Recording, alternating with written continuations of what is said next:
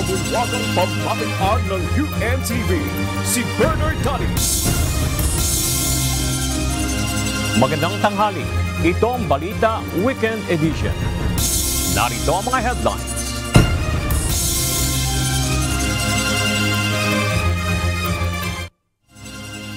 Kamara, wala umano talagang balak ipasa ang wage hike bill ayon sa ilang senador. Person with disability na binugbog sa loob ng bus, handang tulungan ng Department of Transportation. Malacanang rerespetuhin ang magiging desisyon ng International Criminal Court o ICC sa hiling na interim release ni dating Pangulong Rodrigo Duterte. Crisis Management Team inalerto na ng Embahada ng Pilipinas sa Tel Aviv. Binweltahan ng ilang senador ang Kamara kaugnay ng hindi naipasang panukalang batas sa pagtataas ng minimum wage sa bansa bago magtapos ang 19th Congress. Kasunod ito ng pahayag ng tagapagsalita ng House of Representatives na pinatay umano ng Senado ang 200 pesos wage hike bill. Ayon sa ilang senador, tila nasasanay na ang mababang kapulungan na ipasa ang kanilang pananagutan at isisi sa Senado ang kanilang pagkukulang. Ito ang balita ni Asher Cadaban Jr. Yan si Abante, hindi nag-aaral yan. Siguro kabago-bago lang niya. Dapat gumawa muna siya ng research bago siya pumutak dyan. Tinawag na sinungaling ni Senate President Pro Tempore Jinggoy Estrada si Attorney Princess Abante, spokesperson ng House of Representatives. Ito ay matapos sabihin ni Abante na pinatay ng Senado ang 200 peso wage hike bill na ipinasa ng Kamara ilang araw bago magtapos ang 19th Congress. Ginawa namin ang aming trabaho. Pero ang Senado, iniwan sa ere ang manggagawa. This is not the end. Hindi bariya ang kailangan ng mga manggagawa. Ang kailangan nila, sahod na makatao, sahod na makatarungan. The House stands with labor and we will keep fighting. Paliwanag ni Estrada, noong nakaraang taon pa naipasa sa Senado ang legislated wage hike bill. Ngunit nitong nakaraang linggo lang ito pumasa sa Kamara kung kailan gipit na sa oras upang magsagawa ng Bicameral Conference Committee meeting para pag-usapan ang magkaibang bersyon ng dalawang kapulungan. Una-una, yung spokesperson ng House, si Princess Abante, she should do a lot of research first before opening her mouth. Una-una, sinabi niya the Senate killed the wage hike, the legislated wage hike bill. That is not true. We passed the legislated wage hike in the amount of 100 pesos last February 19 of 2024. It took them a year, all right, to pass their own version of 200 pesos wage hike. At gusto nila mag-BICAM 2 days before adjourning Senate DA. How can we do that? Tutol din si Estrada na i-adapt ang bersyon ng Kamara na 200 pisong aumento. Halimbawa pumayag ang Senado, 200 pesos. I-adapt namin yung House version. Ano sa tingin mo in the future? Lalong maraming mawawala ng trabaho dahil maraming magsasara ng mga kumpanya. Because they cannot afford it. What do they want to do? They want our economy to collapse? Mag-isip muna sila bago sila. Para naman kay Senate President Francis Chis Escudero, ang pahayag na ito ng Kamara ay isang karaniwang halimbawa ng pagpapasa ng pananagutan. Nauna na rin itong kinwestiyon kung bakit kung kailan huli na ay saka ipapasa at sasabihin na dinidelay ng Senado na wala ng oras para pag-usapan at pag-aralan ng magkaibang bersyon. Talaga bang ganito na ang gagawin ninyo? Yung impeachment, pinadala nyo, huling araw na lang ng sesyon namin. Ito, ganun din, huling mga araw ng sesyon namin. Tapos, ayan na naman kayo, mamadaliin nyo na naman kami, na parang kami ang may kasalanan. Sinagot naman ni Senador Joel Villanueva ang issue na ayaw umano makipag-usap ng Senado. Aniya, hinikayat niya ang House Conferees na i-adapt ang 100 pesos na bersyon ng Senado sa gitna ng limitadong oras na nalalabi para pag-usapan nila ang issue. Ngunit hindi anya nag-abala ang House spokesperson na konsultahin ang House Conferees bago maglabas ng mga malisyosong pahayag. Paliwanag ni Senador Villanueva, kasama niya si Senador Escudero na nakipag-usap sa mga House Conferees at muling inihayag ang kanyang apila na tinanggap pa ng mga miyembro ng Kamara. Ngunit sa halip na aksyonan ng apela ng senador, sinabi ni Villanueva na ipinadala nila ang kopya ng aprobadong bersyon ng Kamara isang araw bago ang huling sesyon ng Senado. Lubang ikinadismaya naman ni Senador Juan Miguel Migs Zubiri ang bigong pagpapasa ng wage hike bill para sa mga manggagawang Pilipino. Nagulat pa ito nang matanggal ang kanyang pangalan sa mga lalahok sa BICAM para sa naturang panukala bilang siya ang principal author at co-sponsor ng 100 pesos wage hike bill sa Senado. So for the record, tumayo po ako at nag-insist na maisama po ako sa BICAM bilang author at co-sponsor. I had to take the floor just to be heard. It was only after I spoke at nagsalita po ako doon na thankfully isinama nila ako sa BICAM. Pero kahit na nakasama ako, wala pa rin nangyaring BICAM meeting. Kahit isa, wala. Muli namang binigyan diin ng Malacanang na hindi tutol si Pangulong Ferdinand Marcos Jr. sa panukalang dagdag sahod. Ayon kay Palace Press Officer Undersecretary Claire Castro, mayroon lamang mga proseso na dapat sundin para sa pagbibigay ng aumento sa mga manggagawa.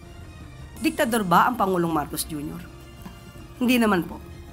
Hayaan na lang po muna natin ang usapin na yan sa Kongreso at ang Pangulo naman po ay hindi tutol sa increase sa wage hike dahil ito po naman ay makakabuti sa mga manggagawa. Nangako naman ang ilang senador na muling ihahain ang panukalang dagdag sahod para sa mga manggagawang Pilipino sa pagbubukas ng susunod na Kongreso. Asher Cadapan Jr., UNTV News and Rescue. Diyos ang aming sandigan, serbisyo publiko ang aming pinahahalagahan. Patuloy na pinag-aaralan ng Regional Wage Boards ang mga petisyon ng aumento sa sahod. Ito'y sa kabila ng bigong pagratipika ng Kongreso sa panukalang legislated wage hike. Ayon kay Department of Labor and Employment Undersecretary Benjo Benavides, nagkakaroon ng konsultasyon at mga pagdinig ang kanya-kanyang Regional Tripartite Wage and Productivity Board kaugnay ng petisyon na dagdag sweldo. Samantala, nakahanda naman anya ang DOLE na magbigay ng opinyon kung muling ihahain ang panukalang batas at pag-uusapan sa 20th Congress. Inanunsyo kahapon ng Department of Agriculture ang planong pagbuo ng national policy sa 20 pesos per kilo rice program ng pamahalaan. Kasabay nito, maglulunsad din ang DA ng mobile application na maaaring magamit ng potential beneficiaries ng programa. Ito ang balita ni Mia Alonso. Patuloy na inaayos ng Department of Agriculture ang proseso para sa 20 pesos na kada kilong bigas project ng pamahalaan. Mahigpit ang ginagawang koordinasyon ng DA sa ibang government agencies upang masiguro ang patas na implementasyon nito. Isa sa kanilang binabalangkas sa ngayon ang National Control Policy. Layo nito na magkaroon ng maayos na control mechanisms sa pamamahagi, pagbebenta, purchase limits, program expansion at iba pa. Yung mga learnings dito, doon tayo magagawa ng national policy. No? We plan to have the national policy by October siguro. By October may national policy na dapat. Upang magawa ito, ayon kay Agriculture Secretary Francisco Chu Laurel, magkakaroon rin ng mobile application na siyang magagamit para i-monitor ang progress ng programa. Sa naturang app, kailangan mag-register ang mga nais mag-avail ng 20 pesos per kilo rice program. Mula sa listahan ng mga nagpatala, pipiliin naman ng DA kung sino sa mga ito ang aprobado at sino ang hindi. We are developing a software now through an app na hopefully matapos yun by October, na may app na kung nakarehistro ka sa app na yun at na-vet at approve ka para sa programa, parang titirahin na lang yung barcode, alam na natin na nakakuha ka na, ilan na nakuha mo, kailan mo nakuha, saan mo nakuha. Magiging katuwang ng DA sa pagtukoy ng kwalipikadong benepisyaryo ang Department of Labor and Employment, Philippine Statistic Authority, Department of Interior and Local Government at Department of Social Welfare and Development.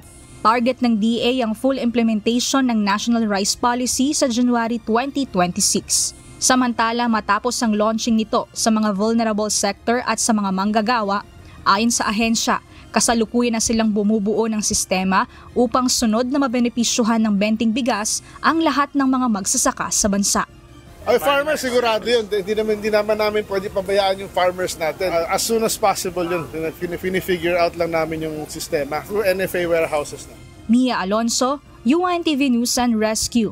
Diyos ang aming sandigan, serbisyo publiko ang aming pinahahalagahan.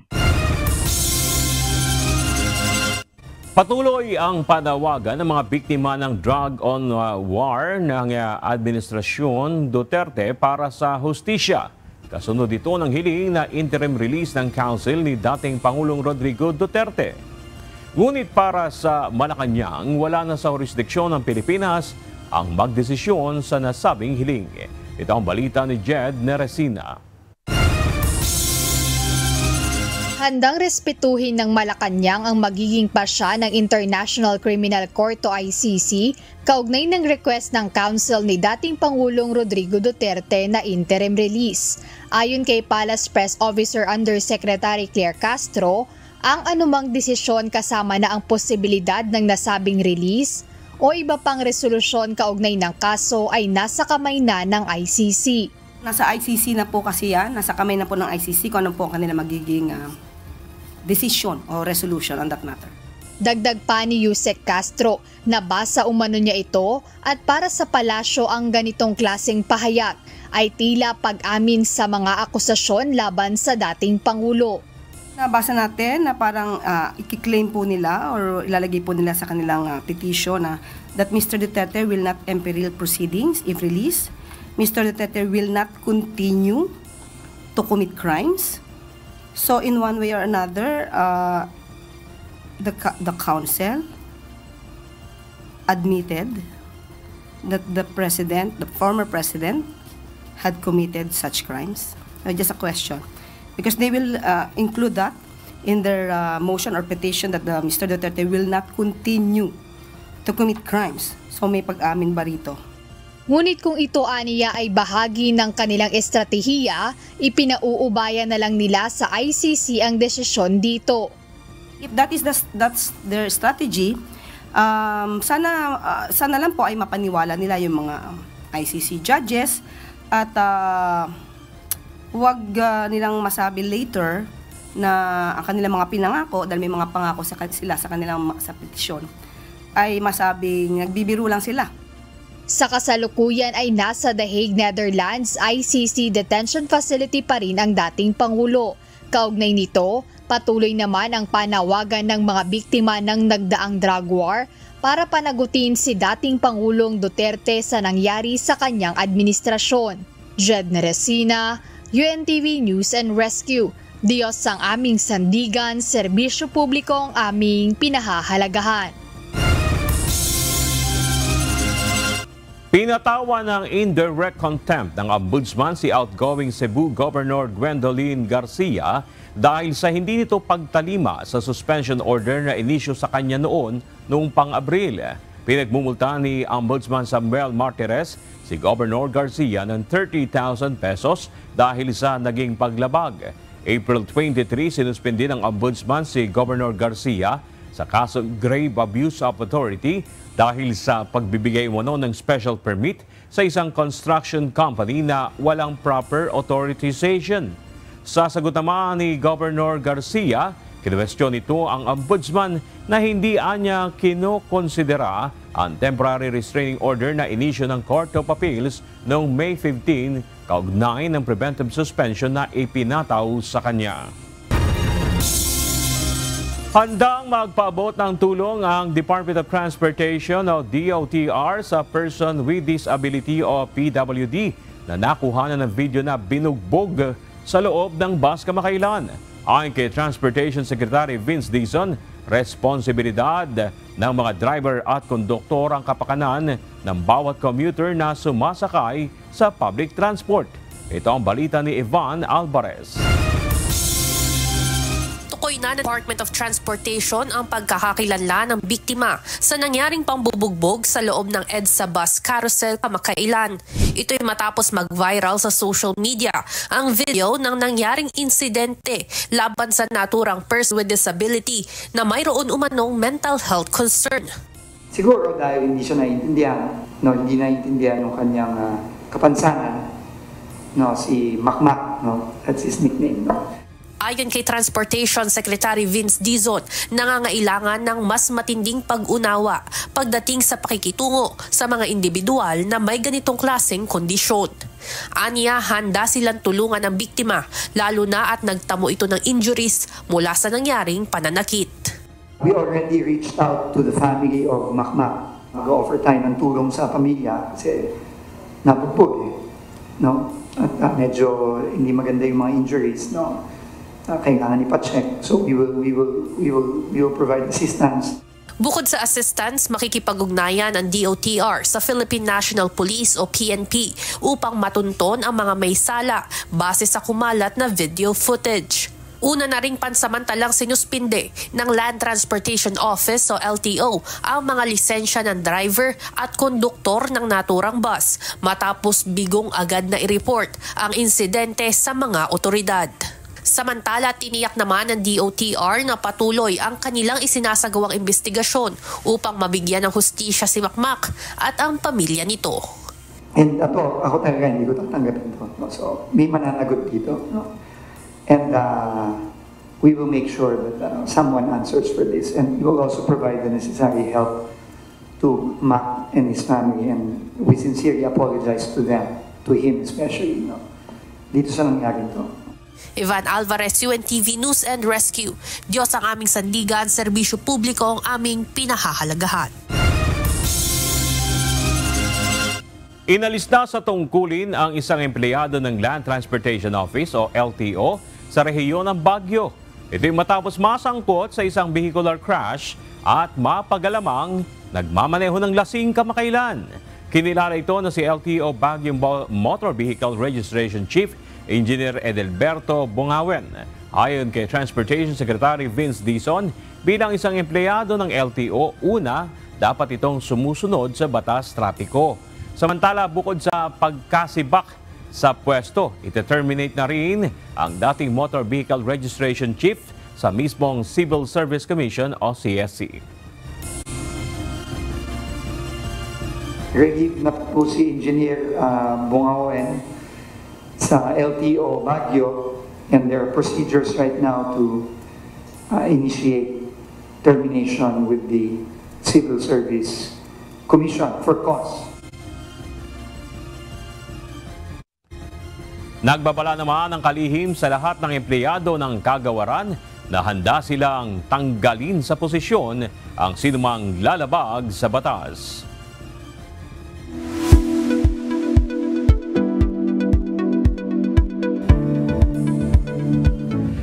Karamihan sa atin ay nakararanas ng pananakit ng likod. Ngunit alam nyo bang may iba't ibang dahilan ito at hindi lang dahil sa simpleng pagod? Alamin natin ang mga posibleng sanhi ng back pain at paano ito naiuugnay sa iba't ibang bahagi ng katawan. Ito ang balita ni Kichi Cipriano.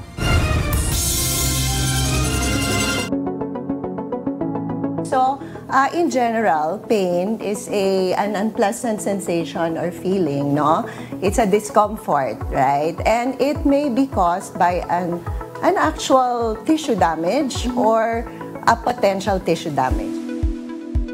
Ang pananakit ng katawan, partikular ang likod, ay isa sa mga pinakakaraniwang reklamo ng marami sa atin, lalo na kung ang uri ng hanap buhay ay palaging nakaupo. Ayon sa mga espesyalista, hindi ito simpleng pakiramdam lamang. Maaaring ito ay senyales ng pinsala sa mga kalamnan, kasukasuan o internal organs. Pag sinabang back pain, it's affecting the posterior aspect of our body, from the neck, cervical spine, up to the lumbar spine, the lower back. So yan ang back pain. Ayon kay Dr. Melissa Zamuco Mercado, isang physical medicine and rehabilitation specialist mula sa Makati Medical Center, ang back pain o pananakit ng likod ay hindi ito basta dapat binabalewala. lalo na kung paulit-ulit at lumalala. Aniya, may mga pagkakataon din ang sakit na nararamdaman sa likod ay hindi talaga nagmumula sa mismong likod, gaya ng tinatawag na referred pain. So, ang ibig sabihin ng referred pain naman, you feel a pain in a particular part of the body, but the source is from a different part. So, kung kunwari, referred pain from the back going to the legs, no? Or meron rin naman referred pain from, let's say, an organ in your abdomen or your pelvis, and it refers to your back. Kabilang sa mga karaniwang sanhi ng back pain ay ang pagbubuhat ng mabigat, maling postura sa pag-upo o pagtayo, at ang pagkakaroon ng muscle strain. Dagdag pa ni Dr. Zamuco Mercado, may mga karaniwang kondisyon rin na sanhi sa mga nagkakaedad na nakakapagdulot ng pagkasira ng likod o kaya fragility fracture. Ang pinaka-common, nagbuhat ka, okay, or poor posture, tapos you develop the strain, no? So masakit yun, no? That's back pain, and it's usually localized. And sometimes kapag nag-turn ka, yun, sasakit siya. So muscular pain. Another common one is degenerative changes or arthritis of the spine, kung yung tinatawag nating spondylosis, no? And then a third one is like yung sa osteoporosis, no? Kasi lalo na sa mga kababaihan na medyo senior na, may osteoporosis, pwede tayong magkaroon ng fracture, fragility fracture. So, yun, those are quite common. No? I see. Okay. And the disc bulge. At para sa iba pang impormasyon ukol sa back pain, tunghayan ang programang Doctors on TV this Sunday, 9 a.m. to 10 a.m. only here at UNTV. Kichi Cipriano, UNTV News and Rescue. Diyos ang aming sandigan, serbisyo publiko ang aming pinahahalagahan.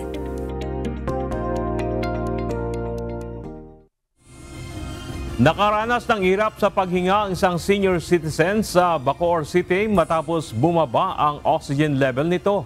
Sa tulong ng UNTV News and Rescue Team, agad nadala sa ospital ang 82 anyos na lola. Ito ang balita ni Leslie Widem.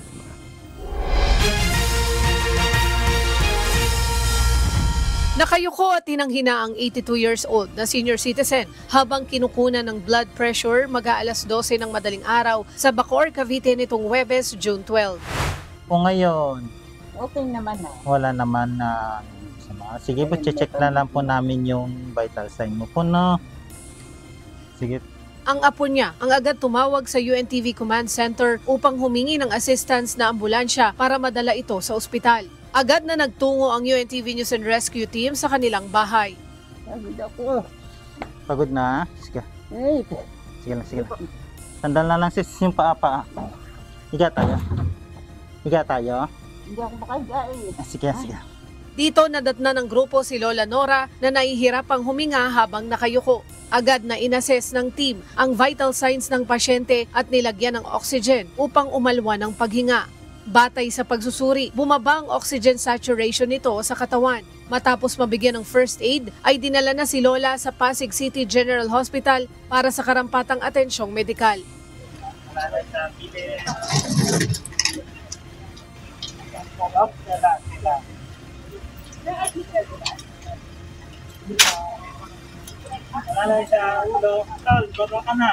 Leslie Widem, UNTV News and Rescue. Diyos ang aming sandigan, serbisyo publiko ang aming pinahalagahan. Patuloy ang ginagawang upgrading ng Armed Forces of the Philippines sa air defense system ng bansa. At upang lalong mapalakas ang seguridad ng Pilipinas, muling nag-acquire ang AFP ng bagong fighter jets. Ito ang balita ni Ryan Lacanlale. 12 bagong fighter jets ang binili ng Armed Forces of the Philippines bilang bahagi ng kanilang modernization program. Ang FA-50 Block 70 Light Combat Aircraft ay binili ng AFP sa South Korea. Mahigit $700 million ang halaga ng kontrata na pinagtibay ngayong buwan. Kasama na rito ang mission equipment, integrated logistics support at training system para sa mga piloto at mga tauhan ng Philippine Air Force. Ang FA-50 Block 70 ang pinakabagong bersyon ng FA-50 na kilala sa modernong avionics, advanced radar systems at mas malawak na operational range. Malaking tulong ito para sa pagpapalakas ng kakayahan ng Philippine Air Force sa pagbabantay sa himpapawid ng bansa. Ayon sa Department of National Defense, inaasahan ang phase delivery ng mga eroplano sa loob ng susunod na 5 taon at target na makumpleto ang buong fleet bago sumapit ang taong 2030. Bahagi ito ng Comprehensive Archipelagic Defense Concept ng pamahalaan at lalong pagpapatibay ng defense cooperation ng Pilipinas at South Korea. Ryan Lacanlale, UNTV News and Rescue. Diyos ang aming sandigan, serbisyo publiko ang aming pinahahalagahan. Naaresto ng militar at pulisyang 5 lalaki matapos mahulihan ng mga baril at hinihinalang drug paraphernalia sa isang checkpoint sa Barangay Poblacion, Sharif Agwak sa Maguindanao del Sur. Ayon sa 19th Infantry Battalion, bigo umanong maglabas ng dokumento ng sasakyan ng mga suspect nang hingan ito ng mga sundalo. Sa masusing inspeksyon, tumambad sa mga otoridad ang isang M4 rifle at magazine, kabilang ang hinihinalang mga drug paraphernalia. Na-turn over na ang 5 suspect sa Sharif Agwak Municipal Police Station para sa masusing investigasyon at pagsasampa ng karampatang kaukulang kaso. Nakatanggap ng halos 2.3 million pesos na pabuya ang tipsters na nagbigay ng impormasyon para maaresto ang ilang individual na sangkot sa ilang krimen sa bansa. Ayon kay Philippine National Police Chief Police General Nicolas Torre III, nagpakita ng katapangan ang nasa 16 na tipsters para mahuli ang mga suspect na sangkot sa ilang kaso. Kabilang narito ang iligal na droga, murder, rape, theft, estapa, arson, illegal possession of firearms at kidnapping. Sinabi ni Chief PNP na malaki ang tulong na nagawa ng mga ito para mahuli ang mga wanted persons. Nababahala ang Department of Foreign Affairs o DFA sa kasalukuyang tensyon sa pagitan ng Israel at Iran. Ayon sa pahayag na inilabas ng DFA kahapon, para sa kapakanan ng bawat isa, nananawagan ng Pilipinas na pahupain na ang sigalot sa gitna ng dalawang bansa at piliin na lamang ang daan ng kapayapaan. Samantala, tiniyak naman ng Embahada ng Pilipinas sa mga naturang rehiyon na handa itong tumulong sa mga Pilipinong naroroon. Kumikilos na rin ang crisis management team ng Philippine Embassy sa Israel upang subaybayan ang sitwasyon at tiyaking nasa maayos na kalagayan ang bawat isa. Nagpulong ang crisis management team ng Embahada ng Pilipinas sa Tel Aviv kasunod ng military actions ng Israel laban sa Iran. Nakikipag-ugnayan na ang Embahada sa mga otoridad ng Israel at Pilipinas upang matiyak ang kaligtasan ng mga kababayan natin sa naturang bansa. Kaugnay ng sitwasyon doon, nagpaalala ang Embahada sa mga Pilipino sa Israel na sumunod sa kautusan ng Israeli Defense Forces para sa kanilang kaligtasan at magbantay sa mga advisory. Nanawagan din ang Embahada sa mga Pinoy na makipag-ugnayan sa kanila at maging alerto sa lahat ng oras, lalo na sakaling kailanganin ang biglaang paglikas. Samantala, nakahanda na rin ang Department of Migrant Workers na asistihan ang mga Pilipinong apektado ng sigalot ng dalawang bansa. Maaaring tumawag sa kanilang mga hotline na 1348 para sa mga nasa Pilipinas at +6321348 para sa mga nasa ibang bansa.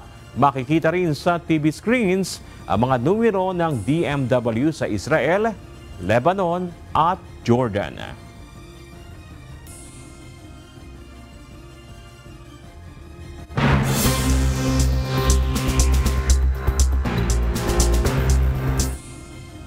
Nagpakawala ng malawakang aerial assault ang bansang Israel laban sa bansang Iran nitong Biyernes, June 13. Sa pahayag ni Israeli Prime Minister Benjamin Netanyahu, ang operasyon na tinawag niyang Operation Rising Lion ay magtutuloy-tuloy hanggat hindi anya tumitigil ang militanteng Islamic Revolutionary Guard Corps sa pagsira sa kanilang bansa. Ang Operation Rising Lion ay tugon ng Israel sa matinding airstrike na pinakawala ng Iran na sumira sa malaking bahagi ng Tel Aviv nitong Biyernes. Tonight I wish to speak to you, the proud people of Iran. We're in the midst of one of the greatest military operations in history, Operation Rising Lion. The Islamic regime, which has oppressed you for nearly 50 years, threatens to destroy my country, the State of Israel. And as we achieve our objectives, we're also clearing the path for you to achieve your objective, which is freedom.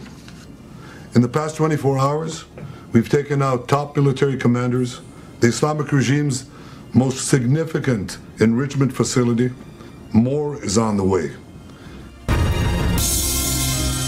Na-recover na ang black box recorder mula sa Boeing 787-8 Dreamliner plane ng Air India na bumagsak ilang segundo lang matapos mag-take off nitong Biyernes.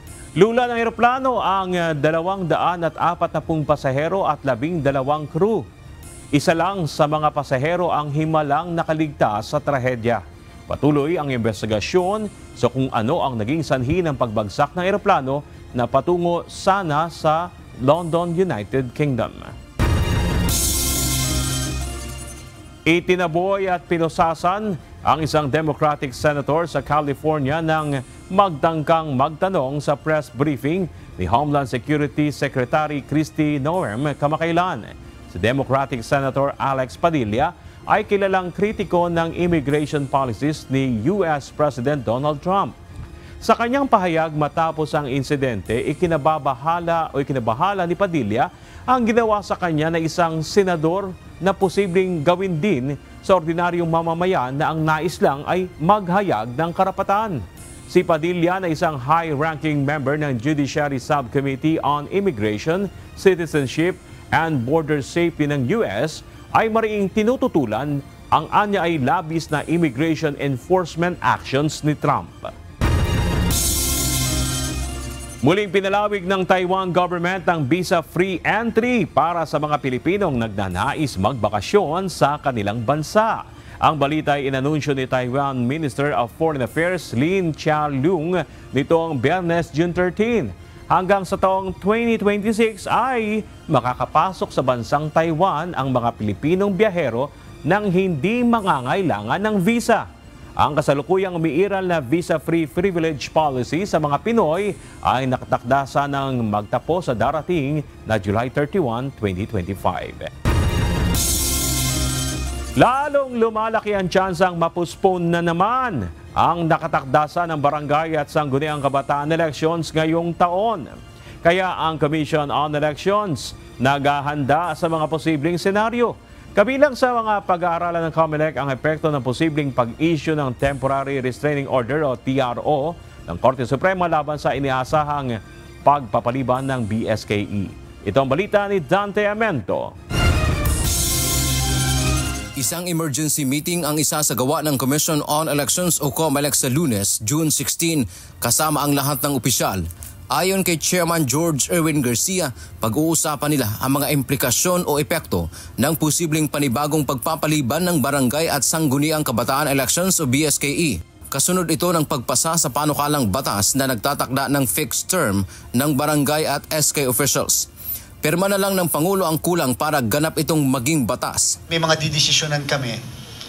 In the meantime na naghihintay tayo kung pipirmahan lalagdaan ng ating Pangulo, yung panukalang batas, yung mismong Bicameral Conference Committee, yung enrolled bill para maging batas upang malaman kung matutuloy o hindi ang eleksyon. Ano ba ang dapat naming ihinto at ano yung dapat naming i-proceed? Hindi pa kami pwedeng basta hinto, paano kung hindi pirmahan? Dagdag pa ni Chairman Garcia, kasama rin sa kanilang pag-aaralan ay kung ano ang gagawin sakaling may dumulog sa Korte Suprema.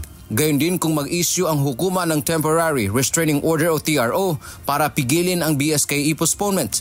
Yung 60,000 ballot boxes, hindi mo magagawa yan in 2 months lang, in 3 months lang.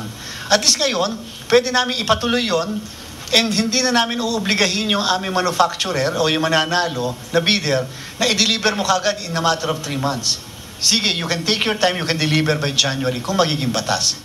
Binigyang diin ng komisyon lahat ng kanilang aksyon ngayon ay mahalagang akma kung matutuloy o hindi ang halalan sa barangay at SK. Noong nakaraang June 2023, idineklara ng Supreme Court na labag sa konstitusyon ang batas na nagpapaliban sa BSKE. Dante Amento, UNTV, News and Rescue. Diyos ang aming sandigan, serbisyo publiko ang aming pinahahalagahan. Pinagtibay ng Armed Forces of the Philippines ang kanilang pangako sa pambansang seguridad at modernisasyon sa pamamagitan ng paglulunsad ng BRP Raha Sulaiman sa South Korea. Ito ang kauna-unahan sa offshore patrol vessel sa bansa na inaasahang sisimulan ng delivery sa bansa na sa susunod na taon. Nagsagawa naman ng iba't ibang sangay ng sandatahang lakas ng Pilipinas na mga aktibidad kasabay ng paggunita ng ika-127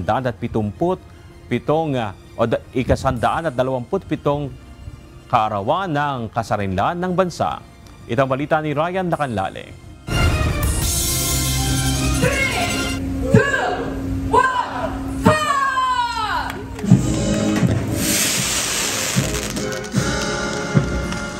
Opisyal nang inilunsad ng Armed Forces of the Philippines ang pinakabagong offshore patrol vessel nito na BRP Raha Sulaiman o PS-20 sa Ulsan, South Korea nitong Miyerkules, isang araw bago ang pagdiriwang ng ika-127th Independence Day ng Pilipinas.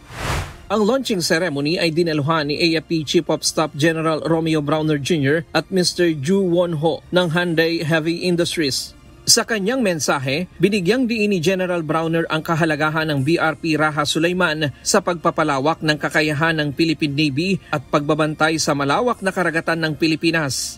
Ang barko ay ipinangalan kay Raha Sulaiman, isang kilalang pinunong Pilipino na buong tapang na lumaban sa mga banyagang mananakop noong pre-colonial period. Isang makabagong simbolo ng katatagan at diwang makabayan ng mga Pilipino. Ang PS-20 ay kauna-unahan sa Sulaiman-class offshore patrol vessel ng Philippine Navy.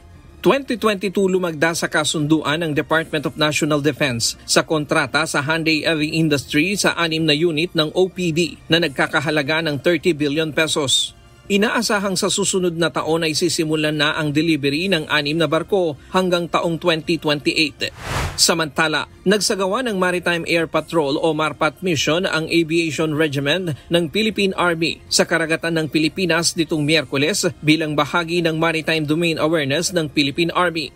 Ayon kay Army Chief Lieutenant General Roy Galido, patuloy ang cross-training ng mga sangay ng AFP at mahalagang magtulungan ang Philippine Army, Navy at Air Force para sa mas matibay na depensa laban sa panlabas na banta.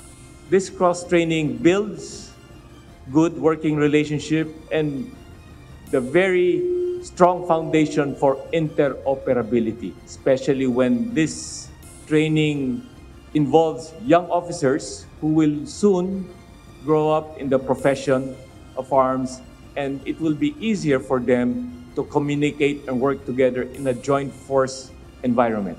Bago ito, nagsagawa rin ng Maritime Patrol ang AFP kasama ang ilang kawani ng media noong June 3 hanggang 8 sa mga maritime feature na okupado ng Pilipinas sa West Philippine Sea, gaya ng Pag-asa Island, Likas, Parola, Kota at Panata Island bilang bahagi ng pakikiisa sa pagdiriwang ng Araw ng Kalayaan ng Pilipinas.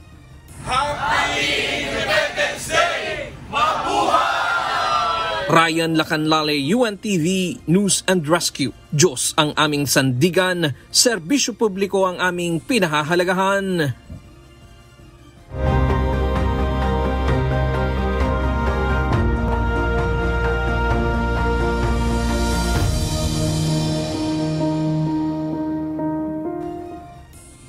Nakiisa ang Members Church of God International sa isinagawang Brigada Eskwela sa Palawan.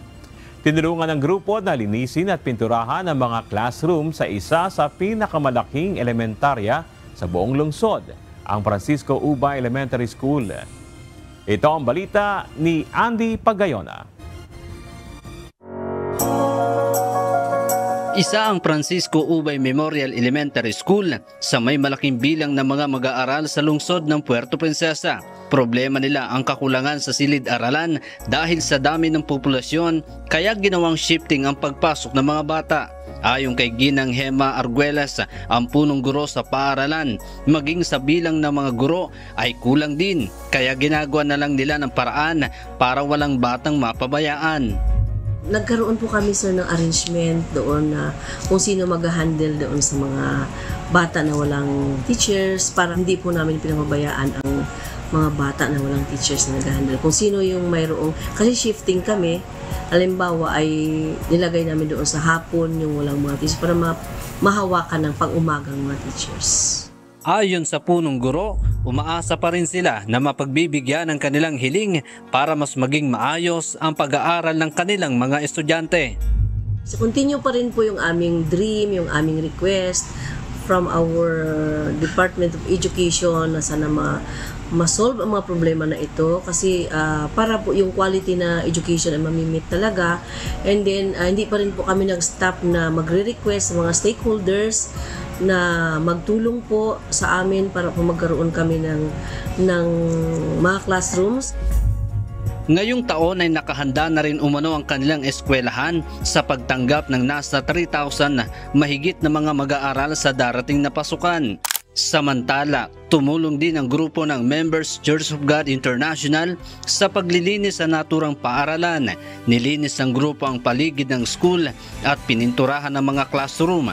Nagpasalamat naman ang pamunuan ng naturang eskwelahan dahil sa tulong na ginawa ng grupo. Sa MCGI po, maraming salamat po sa inyong tulong.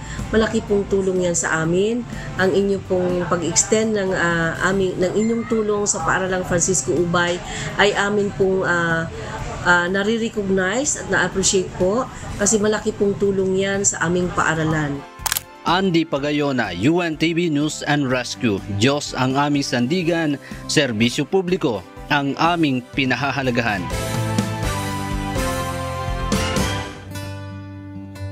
Narito naman ang salita ng Diyos na ating sandigan.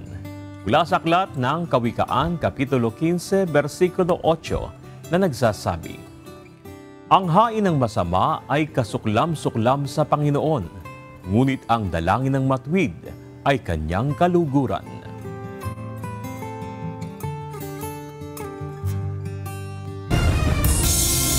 At yan ang naging kabuuan ng ating balitaan ngayong araw ng Sabado.